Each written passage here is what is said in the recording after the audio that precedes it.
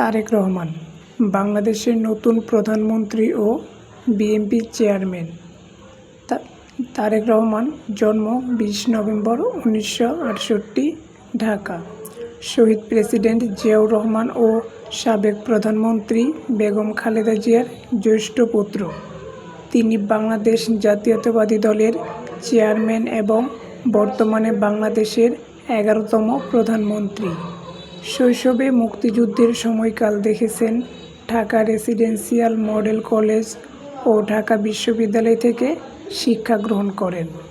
ব্যবসায়ী হিসেবে শুরু করে পরে রাজনীতিতে যোগ দেন। 2001 সালে বিএনপির সাথে সক্রিয় হন। পরে joint secretary, senior vice chairman ও অ্যাক্টিং চেয়ারম্যান হিসেবে দলকে নেতৃত্ব দেন। দীর্ঘ 17 বছর লন্ডনে নির্বাসিত জীবন কাটিয়ে 2025 সালের ডিসেম্বরে দেশে ফিরে আসেন।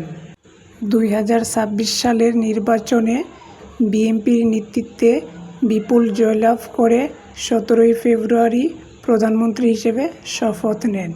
তার নেতৃত্বে দল গ্রাসরুট পর্যায়ে শক্তিশালী হয়েছে, জনগণের সাথে সংযোগ বাড়িয়েছে। তিনি পরিবর্তন, উন্নয়ন ও গণতন্ত্রের প্রতিশ্রুতি দিয়ে দেশকে নতুন পথে এগিয়ে নিচ্ছেন। পারিবারিক ঐতিহ্য, রাজনৈতিক সংগ্রাম ও নেতৃত্বের গল্প। তারেক রহমান বাংলাদেশের রাজনীতিতে এক অনন্য অধ্যায়।